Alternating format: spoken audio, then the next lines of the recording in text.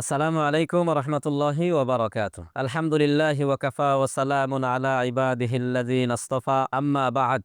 সম্মানিত দর্শক শ্রোতা, দেশ ও দেশের বাইরে থেকে যারা দেখছেন, সকলকে আজকের তারাবির সালাতে কোরআনের বার্তা এই প্রোগ্রামে অভিনন্দন ও মুবারকবাদ জানিয়ে আমার আলোচনা শুরু করছি। আজকের আলোচনার বিষয় হলো 25তম তারাবিতে পঠিত পারা তথা কোরআনুল কারিমের 28তম পারা। কোরআনুল কারিমের 28 নং পারাতে সর্বমোট সূরা আছে 9টি, ছোট ছোট সূরা, 9টি সূরা। প্রথমে রয়েছে সূরাতুল মুজাদালা, সূরাতুল হাশর, সূরাতুল মুমতাহিনা, সূরাতুস সাফ, সূরাতুল জুমুআহ, সূরাতুল মুনাফিকুন, সূরাতুত তাগাবুন, সূরাতুত তালাক এবং সর্বশেষ সূরাতুত তাহরিম। সর্বমোট 9টি সূরা আছে। আমি অতি সংক্ষেপে এই 9টি সূরার মধ্যে আল্লাহ রাব্বুল আলামিনের গুরুত্বপূর্ণ কি বার্তা আছে, গুরুত্বপূর্ণ কি পয়গাম আছে তা আপনাদের সামনে উপস্থাপন করার চেষ্টা করব। আল্লাহ তাআলা তৌফিক দান করেন। সম্মানিত দর্শক শ্রোতা, এই পারাটার মধ্যে আল্লাহ রাব্বুল আলামিন মুসলিম পরিবারের, মুসলিম সমাজের শৃঙ্খলা, ঈমানের ব্যাপারে দৃঢ়তা, আল্লাহর উপরে তাওয়াক্কুল, মুনাফিকদের আসল চরিত্র, মুনাফিকদের চরিত্র সম্পর্কে সতর্কতা এবং পরিবার ও সমাজকে কোরআনের আইনে পরিচালিত করবার নির্দেশনা আল্লাহ তাআলা এই পারার মধ্যে প্রদান করেছে। আমরা ধারাবাহিকভাবে এক একটা সূরা সম্পর্কে জানব। প্রথমে আমরা আসি সূরাতুল মুজাদালার মধ্যে।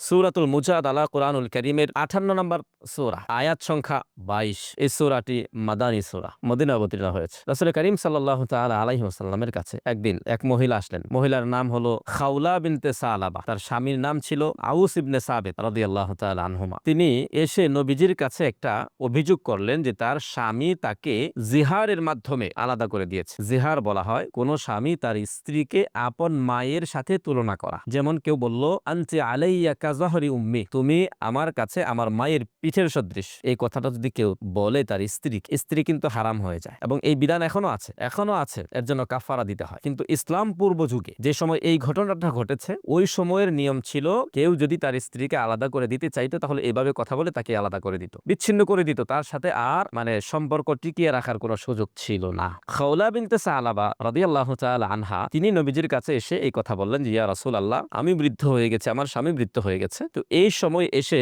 তিনি আমার সাথে এমন আচরণ করলেন, আমাকে আলাদা করে দিলেন। রাসূল করিম সাল্লাল্লাহু তাআলা আলাইহি ওয়াসাল্লাম তাকে বললেন, তুমি তোমার স্বামীর ব্যাপারে আল্লাহকে ভয় করো। মহিলা সাহাবী তিনি যখন রাসূলের কাছ থেকে চলে যেতে চাইলেন, ঠিক সেই মুহূর্তে আল্লাহ তাআলার পক্ষ থেকে কোরআনুল কারীমের এই সূরা অবতীর্ণ হলো। নবীজি সাল্লাল্লাহু তাআলা আলাইহি ওয়াসাল্লাম খাওলা বিনতে সালাবাকে ডাকলেন যে, আসো, তোমার ব্যাপারে আল্লাহ পাক রব্বুল আলামিন ফায়সালা দান করেছেন। কি ফায়সালা? অর্থাৎ বললেন, তোমাদের স্বামী স্ত্রীর সম্পর্ক ঠিক থাকবে, তবে কাফফারা আদায় করতে হবে। সে যে কথাটা বলেছে এর জন্য তাকে কাফফারা দিতে হবে, একটা গোলাম আজাদ করতে হবে। তিনি বললেন, আমার স্বামীর তো গোলাম নাই, ওই সামর্থ্য নাই, তিনি কিভাবে আজাদ করবেন? বলল, তাহলে একাধারে 2 মাস তাকে রোজা রাখতে হবে। তিনি বললেন, আমার স্বামী অতিশয় বৃদ্ধ মানুষ, একাধারে 2 মাস রোজা রাখবে এই সামর্থ্য তার হবে না। নবীজি বললেন, আচ্ছা ঠিক আছে, তাহলে 60 জন মিসকিনকে খাবার খাওয়াও। এবার তিনি বললেন, ইয়া রাসূলুল্লাহ, আমার স্বামীর ওই সামর্থ্য নাই যে 60 জন মিসকিনকে খাবার খাওয়াবে। নবীজি বললেন, আচ্ছা ঠিক আছে, তাহলে আমার কাছে কিছু খেজুর আছে, আর কিছু খেজুর লাগিয়ে তুমি 60 জন মিসকিনকে খাবার খাওয়ায় দাও। মহিলা খুব খুশি হলেন, তিনি চলে গেলেন। আল্লাহ পাক রব্বুল আলামিন বলেন, قد سمع الله قول التي تجادلك في زوجها وتشتكي الى الله। আয়াত নাযিল করলেন। এটা হলো জিহারের একটা বিধান এখানে চলে এসেছে। আল্লাহ পাক রব্বুল আলামিন এই সূরার মধ্যে জিহারের বিধান দিয়েছেন যে কেউ যদি তার স্ত্রীকে এভাবে কথা বলে তাহলে তার জন্য ওই কাফফারা আদায় করতে হবে। কাফফারা আদায় করার আগ পর্যন্ত স্ত্রী তার জন্য হালাল হবে না। সম্মানিত দর্শক শ্রোতা, এরপরে আল্লাহ রাব্বুল আলামিন এই সূরার মধ্যে ইহুদি এবং মুশরিকদের গোপন বৈঠক, গোপন সলা পরামর্শ সম্পর্কে আল্লাহর নবীকে জানিয়ে দিয়েছেন। নবীজির বিপক্ষে তারা ষড়যন্ত্র করবার জন্য, ইসলাম ও মুসলমানদের বিরুদ্ধে ষড়যন্ত্রের জন্য মক্কার মুশরিক ইহুদিরা মিলে গোপনে সলা পরামর্শ করছে, গোপনে বৈঠক করতে। আল্লাহ তাআলা বলেন, আলাম তারা আন্নাল্লাহা ইয়ালামু মা ফিস সামাওয়াতি ওয়া মা ফিল আরদ। আপনি কি দেখেন না যে আল্লাহ তাআলা আসমানে জমিনে যা কিছু হয়, যা কিছু আছে, সব কিছু সম্পর্কে তিনি জানেন, তিনি অবগত আছেন। তাদের গোপন পরামর্শের বিষয়ে আল্লাহ তাআলা গোপন বিষয়টাকে ফাঁস করে দিলেন যে আল্লাহ তাআলা এগুলো জানেন, তোমরা গোপনে যা করছো এগুলো গোপন থাকবে, এগুলো সম্পর্কে আমি জানি। সম্মানিত দর্শক শ্রোতা, আমি সংক্ষেপে আলোচনা করছি, সংক্ষেপেই করতে হবে। 28তম পারার দ্বিতীয় সূরা, সূরাতুল হাশর। সূরাতুল হাশর কোরআনুল কারীমের 59 নম্বর সূরা, আয়াত সংখ্যা 24। এই সূরাটিও মাদানী সূরা। আল্লাহ রাব্বুল আলামিন এই সূরার শুরুতেই কোরআনুল কারীমের মহিমা, কোরআনের মর্যাদা বর্ণনা করেছেন। আল্লাহ বলেছেন, লাউ আনজালনা হাদাল কুরআনা আলা জাবালিন লা রাআইতাহু খাশিআম মুতাসাদ্দিআম মিন খাশিয়াতিল্লাহ। যদি আমি এই কোরআনকে কোনো পাহাড়ের উপর অবতীর্ণ করতাম, তাহলে আপনি দেখতেন পাহাড় সে কোরআনের এই ভারে ভেঙ্গে চূর্ণ বিচূর্ণ হয়ে গেছে। আল্লাহর ভয়ে এই কোরআনের ভারে পাহাড় ভেঙ্গে খান খান হয়ে গেছে। অথচ এই কোরআনকে আমরা বুকে ধারণ করি। আল্লাহ পাক রব্বুল আলামিন আমাদের বুকে ধারণ করবার জন্য সেই ক্ষমতা, সেই তৌফিক দান করেছে। এটা কোরআনের মুজিজা, কোরআনের মহত্ব, কোরআনের বরত্ব। মুহতারাম হাজিরিন, এই সূরার শেষ 3টি আয়াত যেখানে আল্লাহ পাক রব্বুল আলামিন তার একত্ববাদের, তার তাওহীদ সম্পর্কে আলোচনা করেছেন, একত্ববাদের বিস্তারিত আলোচনা করেছেন, সেই 3টি আয়াতের ফজিলত এবং গুরুত্ব ইসলামে অনেক বেশি। রাসূল করিম সাল্লাল্লাহু তাআলা আলাইহি ওয়াসাল্লাম বলেছেন, যে ব্যক্তি সূরাতুল হাশরের শেষ 3 আয়াত সকাল এবং বিকালে পড়বে, আল্লাহ পাক রব্বুল আলামিন তার পিছনে 70,000 ফেরেশতা নিযুক্ত করবেন, যারা এই তিলাওয়াতকারীর জন্য মাগফিরাত এবং রহমতের দোয়া করতে থাকবে। সুবহানাল্লাহ। এবং অন্য বর্ণনায় আসছে, কোন ব্যক্তি যদি সকালবেলায় সূরাতুল হাশরের 3 আয়াত পড়ে এবং দিনে সে মারা যায়, সন্ধ্যার আগ পর্যন্ত সে যদি যে কোনো সময় মারা যায়, তাহলে সে জান্নাতে চলে যাবে। সন্ধ্যাবেলায় পড়েছে তো সারা রাত সে আল্লাহর হেফাজতে থাকবে এবং সে যদি মারা যায় তাহলে সে জান্নাতি। অপর বর্ণনা আসছে, কেউ যদি সূরাতুল হাশরের এই শেষ 3 আয়াত সকাল এবং বিকালে পড়ে এবং ওই সময়ের মধ্যে সে ইন্তেকাল করে, তাহলে তার মৃত্যুটা হবে শাহাদাতের মৃত্যু। সুবহানাল্লাহ। মুহতারাম হাজরিন, এই 3টি আয়াত আমরা নিয়মিত তিলাওয়াত করার চেষ্টা করব। আল্লাহ তাআলা আমাদেরকে তৌফিক দান করেন। এরপরে আমরা চলে যাব 28তম পারার 3 নম্বর সূরা, সূরাতুল মুমতাহিনা। সূরাতুল মুমতাহিনা কোরআনুল কারীমের 60তম সূরা, আয়াত সংখ্যা 13। এখানে আল্লাহ রাব্বুল আলামিন ঈমানের প্রশ্নে, ঈমানের ব্যাপারে আপোষ করা যাবে না, আপোষ নয়, এই বিষয়টা চমৎকারভাবে বলেছেন। আল্লাহ তাআলা বলেছেন, যারা ইহুদি খ্রিস্টান আছে, মুশরিক আছে, যারা আমার শত্রু এবং তোমাদের শত্রু, তাদের সাথে তোমরা বন্ধুত্ব করবে না, তাদের সাথে বন্ধুত্ব করবে না। এটা ঈমানের গায়রাত, আত্মমর্যাদা বোধ সম্পন্ন হবে মুমিন। আল্লাহ বলছেন, ইয়া আইয়ুহাল্লাযীনা আমানু, হে ঈমানদারেরা, লা তাত্তাখিযু আদুওয়ি ওয়া আদুওয়াকুম আউলিয়া, তোমরা আমার শত্রু এবং তোমাদের শত্রুকে নিজেদের বন্ধু হিসেবে গ্রহণ করবে না, অন্তরঙ্গ বন্ধু বানিও না। ওয়ালিয়ুন শব্দের বহুবচন আউলিয়া, অর্থ হলো অন্তরঙ্গ বন্ধু, আবার ওয়ালিয়ুন শব্দের অর্থ হলো অভিভাবক। তোমরা তোমাদের শত্রুদেরকে, আমাদের শত্রুদেরকে, আমার শত্রুকে তোমরা অন্তরঙ্গ বন্ধু বানাবে না এবং তোমাদের অভিভাবক হিসেবে গ্রহণ করবে না। সম্মানিত দর্শক শ্রোতা, আমরা পরবর্তী সূরায় চলে যাই। পরবর্তী সূরা হলো সূরাতুস সাফ, কোরআনুল কারীমের 62 নম্বর সূরা, কোরআনুল কারীমের 61 নম্বর সূরা, সূরাতুস সাফ, আয়াত সংখ্যা 14। এই সূরাটিও মাদানী সূরা। আল্লাহ পাক রব্বুল আলামিন এই সূরার মধ্যে গুরুত্বপূর্ণ একটা দিক নির্দেশনা দিয়েছেন, অত্যন্ত গুরুত্বপূর্ণ। আমি এখানে একটা পয়গাম এবং একটা বার্তা আপনাদেরকে শোনাবো। আল্লাহ তাআলা বলছেন, ইয়া আইয়ুহাল্লাযীনা আমানু লিমা তাকুলুনা মা লা তাফআলুন, হে ঈমানদারেরা, লিমা তাকুলুনা মা লা তাফআলুন, ওই কথা কেন বলো যেটা তোমরা নিজেরা করো না। ওই কাজ করতে অপরকে কেন বলো যেটা তোমরা করো না? নিজেরা যেটার উপর আমল করো না, সেটা অন্যকে করতে কেন বলো? এখানে মূলত মুনাফিকদের একটা চরিত্র তুলে ধরা হয়েছে। মুনাফিকরা নিজেদের ব্যাপারে খুব কথাবার্তা বলতো, নিজেদেরকে খুব ভালো মানুষ হিসেবে সমাজে পরিচয় করিয়ে দিত, কিন্তু তারা মানুষের সাথে ওয়াদা খেলাফ করত, আমানতের খেয়ানত করত, মিথ্যা কথা বলতো, কথায় কথায় তারা মিথ্যা বলতো। আল্লাহ পাক রব্বুল আলামিন তাদের এই কথাগুলো এখানে স্পষ্ট করে বলে দিয়েছেন যে তোমরা ওই কথা কেন বলো যেটা নিজেরা মানো না। মুনাফিকের আলামত 3টা আল্লাহ পাক রব্বুল আলামিন এখানে যেমনি বলেছেন, রাসূল করিম সাল্লাল্লাহু তাআলা আলাইহি ওয়াসাল্লাম হাদিসের মধ্যে ইরশাদ করেছেন, আয়াতুল মুনাফিকি সালাস, মুনাফিকের আলামত 3টি। ইজা হাদ্দাসা কাযাবা, যখন সে কথা বলে মিথ্যা বলে, ওয়া ইজা ওয়াআদা আখলাফা, যখন ওয়াদা করে খেলাফ করে। 3 নাম্বার, ওয়া ইজা তুমিনা খানা, যখন সে তার কাছে আমানত রাখা হয় সে আমানতের খেয়ানত করে।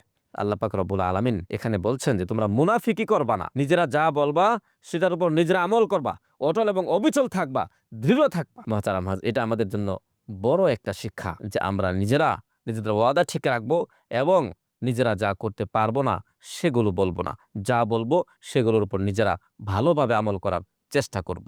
সম্মানিত দর্শক শ্রোতা, পরবর্তী সূরা সূরাতুল জুমুআহ, অত্যন্ত গুরুত্বপূর্ণ একটি সূরা, অত্যন্ত গুরুত্বপূর্ণ সূরা, কোরআনুল কারীমের 62 নম্বর সূরা, আয়াত নাম্বার মাত্র 11, মাদানী সূরা। আল্লাহ রাব্বুল আলামিন এই সূরার মধ্যে গুরুত্বপূর্ণ কয়েকটি পয়গাম দিয়েছেন, তার মধ্যে একটি পয়গাম হলো আল্লাহ তাআলা বলছেন, ইয়া আইয়ুহাল্লাযীনা আমানু ইদা নুদিয়া লিস-সালাতি মিন ইয়াউমিল জুমুআহ ফাসআউ ইলা যিকরিল্লাহি ওয়া যারুল বাইআ।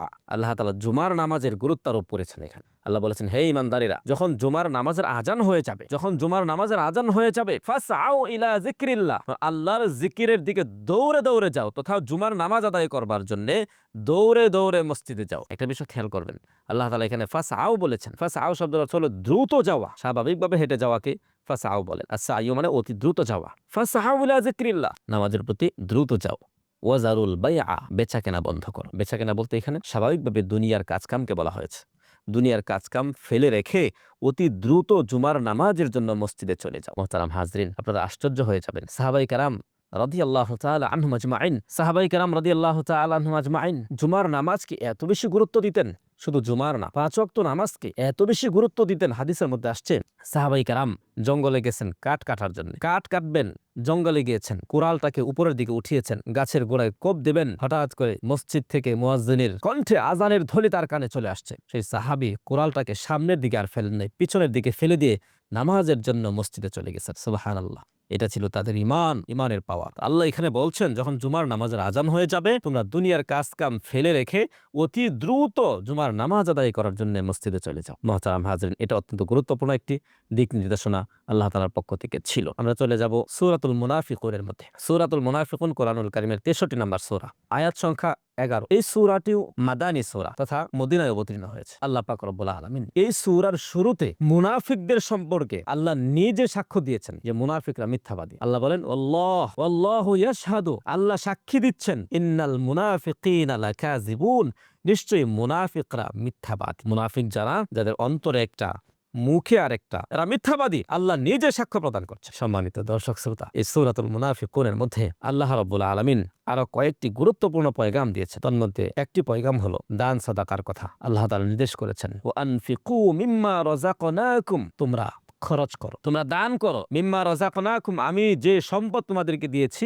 সেই সম্পদ থেকে তোমরা খরচ করতে থাকো। কখন খরচ করবা? মিন ক্বাবলি আইয়াতি আহাদাকুমুল মাউত, তোমাদের কাছে মরণ আসার আগে, মৃত্যু আসার আগে আগে দান করতে থাকো, সাদাকা করতে থাকো, আল্লাহর পথে খরচ করতে থাকো, গরিব মিসকিন অসহায়কে দিতে থাকো। মিন ক্বাবলি আইয়াতি আহাদাকুমুল মাউত ফায়াকুল রাব্বি লাউলা আখারতানি ইলা আজালিন করিব, কারণ যখন মানুষের মৃত্যু চলে আসে তখন সে বলতে থাকে, আল্লাহ আমাকে একটু সময় দেন, আমাকে একটু সময় দেন। আল্লাহ বলেন, একটু সময় দিলে কি করবে? বান্দা বলে, ফাআসাদদাকা ওয়া আকুম মিনাস সালিহিন, একটু সময় যদি আমি পাই তাহলে আমি আমার যাবতীয় সব ধন সম্পদ তোমার পথে খরচ করে দিয়ে আমি ভালো মানুষ হয়ে যাব। মুহতারাম হাজিরিন, আল্লাহ তাআলা ওই সময়টা আর দিবেন। আল্লাহ তাআলা বলেন, ওয়ালা ইউআখিরাল্লাহু নাফসান ইযা জাআ আজালুহা আল্লাহু খাবীরুম বিমা তা'মালুন। আল্লাহ বলেন, না না না, একটা সেকেন্ড সময় দেওয়া হবে না। নির্দিষ্ট সময়েই তোমাকে ডাক দেওয়া হচ্ছে, নির্দিষ্ট সময়ের 1 সেকেন্ড আগেও তোমাকে নেওয়া হচ্ছে না, 1 সেকেন্ড পরেও তোমাকে নেওয়া হবে। এটা ছিল অত্যন্ত গুরুত্বপূর্ণ একটা আল্লাহ পাকের পক্ষ থেকে নির্দেশনা। এই জন্য আমরা যারা দান সাদাকা করব, এই বিষয়টার প্রতি খেয়াল রাখি, গুরুত্বের সাথে দান করব। সম্মানিত দর্শক শ্রোতা, আমরা পরবর্তী সূরায় চলে যাব। পরবর্তী সূরা হলো সূরাতুত তাগাবুন। সূরাতুত তাগাবুন কোরআনুল কারীমের 64 নম্বর সূরা, আয়াত সংখ্যা 18। এই সূরাটিও মাদানী সূরা, মদিনায় অবতীর্ণ হয়েছে। এই সূরায় অনেকগুলো গুরুত্বপূর্ণ বিষয় আছে। তার মধ্যে একটি বিষয় আল্লাহ পাক রব্বুল আলামিন অত্যন্ত গুরুত্বের সাথে বলেছেন। আল্লাহ বলেছেন, ইন্নামা আমওয়ালুকুম ওয়া আওলাদুকুম ফিতনাহ, নিশ্চয় তোমাদের সম্পদ, তোমাদের সন্তান সন্ততি, এগুলো ফিতনা। ফিতনা মানে হলো পরীক্ষার বস্তু, পরীক্ষার কারণ। এই সম্পদের মাধ্যমে আল্লাহ তাআলা তোমাদেরকে পরীক্ষা করেন। সন্তান সন্ততি দিয়ে তোমাদেরকে পরীক্ষা করা হয়। এই সন্তান এবং এই সম্পদ, এগুলো যেন তোমাদেরকে আল্লাহর জিকির থেকে, আল্লাহর আনুগত্য করা থেকে তোমাদেরকে গাফেল না রাখে, দূরে না রাখে। এগুলো পরীক্ষার বস্তু, এগুলোকে নিয়ে তোমাকে পরীক্ষায় উত্তীর্ণ হতে হবে। ইন্নামা আমওয়ালুকুম ওয়া আওলাদুকুম ফিতনা। অনেক সময় বেশি সম্পদ হইলে সম্পদের ভারে আল্লাহকে মানুষ ভুলে যায়, আল্লাহর কথা স্মরণ করতে পারে না। সম্পদের হিসাব করতে করতে করতে করতে নামাজের সময় চলে যায়, তিলাওয়াতের সময় চলে যায়, আল্লাহর কথা আর স্মরণ থাকে না। সম্পদ তাকে গাফেল করে ফেলে। সন্তান সন্ততি আছে তো সন্তানের উপর সে নির্ভরশীল হয়ে পড়ে। সন্তানকে সে ভালো করতে গিয়ে নিজে আল্লাহকে ভুলে যায়। সন্তানের পিছনে সময় দিতে গিয়ে নিজের জন্য আল্লাহর কুদরতি পায়ে সিজদা করবে, সেই সময়টুকু সে খুঁজে পায় না। যেন আল্লাহ বলছেন, সন্তান এবং সম্পদ এগুলো পরীক্ষার বস্তু, এগুলো যেন তোমাদেরকে আল্লাহর জিকির থেকে দূরে সরিয়ে দিতে না পারে। এটা ছিল আল্লাহ পাকের পক্ষ থেকে এই সূরার মধ্যে অত্যন্ত গুরুত্বপূর্ণ একটি পয়গাম এবং বার্তা।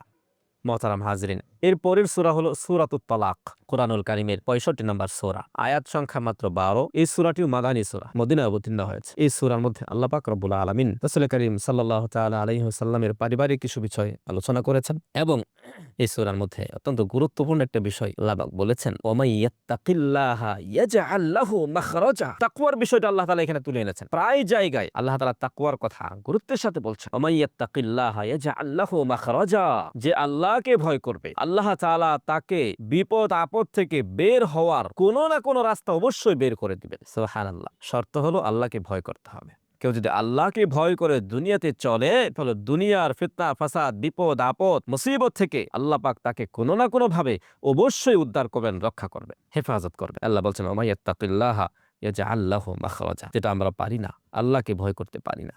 মুসলমান দাবি করি, মুমিন দাবি করি, অথচ অহরহ গুনাহে লিপ্ত হচ্ছে। যে ব্যক্তি গুনাহ করে সে আল্লাহকে ভয় করে, এই দাবি যদি করে সে মিথ্যুক। সুদ খাচ্ছে তার মধ্যে আল্লাহর ভয় নাই, ঘুষ খাচ্ছে তার মধ্যে আল্লাহর ভয় নাই। সে যদি বলে না আমি তো পাক্কা মুসলমান, আমি মুমিন, আল্লাহকে ভয় করি, আল্লাহকে ভয় করলে মানুষ সুদ খেতে পারে না, ঘুষ খেতে পারে না, জিনা ব্যভিচার করতে পারে না, অন্যায়ভাবে অন্যের সম্পদ দখল করতে পারে না, চাঁদাবাজি করতে পারে না, অন্যের হক নষ্ট করতে পারে না, যদি তার মধ্যে তাকওয়া থাকে। এই তাকওয়াটা অত্যন্ত গুরুত্বপূর্ণ বিষয়। আল্লাহর ভয় আমাদের অন্তরে লালন করতে হবে। সম্মানিত উপস্থিতি, এরপরে আমরা চলে যাব 28তম পারা সর্বশেষ সূরা সূরাতুত তাহরিমের মধ্যে। সূরাতুত তাহরিম কোরআনুল কারীমের 66 নম্বর সূরা, আয়াত সংখ্যা 12। এই সূরাটিও মাদানী সূরা। এই সূরার মধ্যেও আল্লাহ পাক রব্বুল আলামিন বেশ কিছু পয়গাম এবং বার্তা দিয়েছে। তন্মধ্যে অত্যন্ত গুরুত্বপূর্ণ আমার কাছে যেটি মনে হয়েছে আমি সেটি আপনাদেরকে শোনাচ্ছি। আল্লাহ পাক রব্বুল আলামিন এই সূরার 6 নম্বর আয়াতে কারিমার মধ্যে বলছেন, ইয়া আইয়ুহাল্লাযীনা আমানু, হে ঈমানদারেরা, কু আনফুসাকুম ওয়া আহলিকুম নারা, তোমরা নিজেদেরকে এবং তোমাদের পরিবার পরিজন জাহান্নাম থেকে রক্ষা করো, বাঁচাও। নিজেরা জাহান্নাম থেকে বাঁচো, নিজের পরিবারকে জাহান্নাম থেকে বাঁচাও। ওয়াকুদুহান নাস ওয়াল হিজারা, যে জাহান্নামের ইন্ধন হবে মানুষ এবং পাথর। যা ওই সমস্ত ফেরেশতারা ওই জাহান্নামে থাকবে যারা হবে গিলাজুন শাদীদ, কঠোর হবে, কোনো দয়া দেখাবে না, শাস্তি দেওয়ার ক্ষেত্রে কোনো দয়া দেখাবে না। সম্মানিত দর্শক শ্রোতা, অত্যন্ত গুরুত্বপূর্ণ বিষয়। আল্লাহ বলছেন ইয়া আইয়ুহাল্লাযীনা আমানু কু আনফুসাকুম, নিজেরা বাঁচো, ওয়া আহলিকুম নার, পরিবার পরিজনকে জাহান্নাম থেকে বাঁচাও, রক্ষা করো জাহান্নামের কঠিন থেকে কঠিন শাস্তি, যার বর্ণনা আজকে এখানে দেওয়া যাবে না। আপনারা জানেন জাহান্নাম শুধু একটা নাম নয়, একটা জায়গা না। জাহান্নাম যে কত ভয়ানক জায়গা, জাহান্নাম যে কত ভয়ঙ্কর হবে, সেই বর্ণনাগুলো যদি আপনারা পড়েন শরীরের লোম দাঁড়িয়ে যাবে, চক্ষু অশ্রুসিক্ত হবে।